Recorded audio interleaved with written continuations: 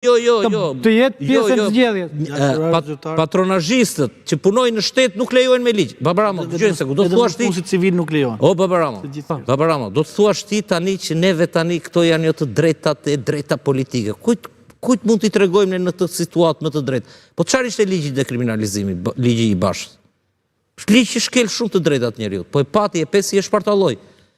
Një pjesë të asaj u ricikluan prapë. Dhe çfarë është ligji për spakun? Dhe për gjykatën? Po mo shkelje të drejta, se janë ligje emergjente në një shoqëri të kapur nga një oligarki e caktuar politiko-ekonomike kriminale. Dhe pa tjetër që do dhe ashtu, po kush do t'i kërkoj këto? Këto kanë çdo zgjidhje me pasojat të politikës, që zgjedhjet janë politike, por pasojat nga vinë po nga politika që është në parlament. Kur ti ke një opozit, o Babaramo, ne jemi në një situatë, ne jemi në një pluralizëm bolshevik, Babaramo.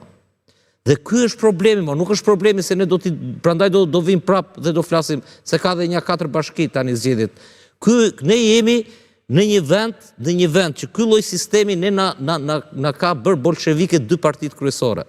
A e kupton ti që te Partia Demokratike që unë i kërkoj që të paktën të fus, i kam kërkuar, ore si nuk futët rekomandimet e OSB Odirit për to gjëra, ta tha OSB Odiri, ta tha Apur, thanë, të gjitha këto ishte shumë i fortë ai raporti. Dhe po të themun ka patur dhe përplasje me Edi Ramës dhe kryesuesit të misionit ish sekretarit Zanierit, Tashpra, për atë raport paraprak, sepse i tha gjitha pavarësisht se vuri një pesë me undë të mbyllura. Por çështja është që ti ke një opozit, sepse ai tha në fund fare tha ne ju a kemi dhënë këto tha.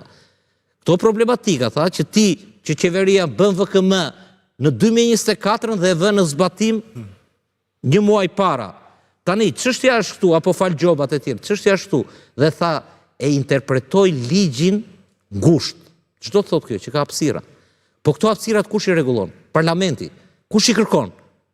Opozita.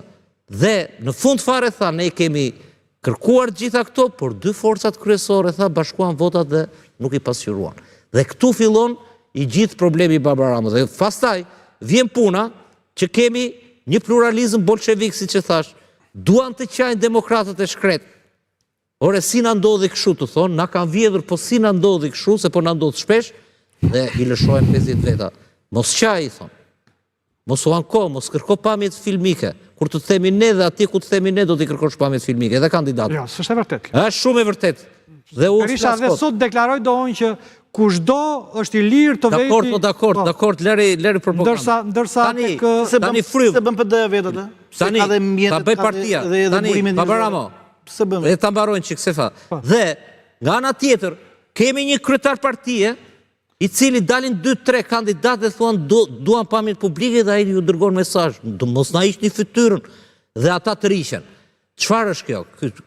Ky është pluralizëm bolshevik e quajun, bi bolshevik madje. Tani, një gjë ta them, dhe mbarova, një dritë më fal, një gjë ta them. Këto zgjedhje janë inxhinieruar, ka qenë fort krimi organizuar dhe të gjitha. Por në makro, kjo duhet parë tek sistemi. Tani, kush e zgjidh këtë çështje? Kjo lloj opozite nuk e zgjidh dot. E pe çfarë tha ai atje? Tani, mos je pak kontradiktor, se edhe thua doon që zgjedhjet u vodhën, edhe po janë vjedhur çfarë ka opozita. Dgjoj. Ku është mundur është vjedhur Babaramo? Është bërë masakër. Është inxhinierim, është më shumë se vjedhja Babaramo. Inxhinierim është të ta vjedhësh bankën, i ke para ata filmat në mënyrën më të sofistikuar, jo me kallash. Nuk është vjedhur me kallash. Babaramo. Nuk është vjedhur si dikur në kohën tonë, si në 2001-shin, që vinte drejtori i policisë e merrte kutin atje, kur ishte kryeministri Ilir Meta dhe çonte andej dhe ikën të gjitha ato mandate. Ose siç i futën armë në lokal një kandidati. Bravo, e mban mend. Tani, nuk është më ajo. Dhe pse e quaj inxhinierim? Po të shlidhje ka, është deformim. Mua nuk më intereson, është deformim. Dhe është e vërtet që shumë mandate do bien. Dhe të presim pse po hesh SBA-ja. Për mendimin tim, po hesh SBA-ja për 2 gjëra. Gjëja e parë, sepse në fakt ka dhe nga 3 këtu, që prapë i mashtrojnë demokratët ose opozitarët e thjeshtë. S'do t'i njoh, do t'i njoh. SBA-ja kur as ka njohur, as ka hedhur poshtë zgjedhje. Po mban qëndrim. Unë prandaj dua ta saktësoj. Dhe pse po vonon për të mbajtur qëndrimin? Një, në SPAK ka shumë materiale, shumë përgjime, po ka nga dy palët fatkeqësisht, më shumë nga qeveria jashtëzakonisht, ka fijet, është duke hetuar fijet e krimit të organizuar, që ju kanë dalë dhe ashtu. Jemi të sinqertë. Efektet janë politike. Nga në SPAK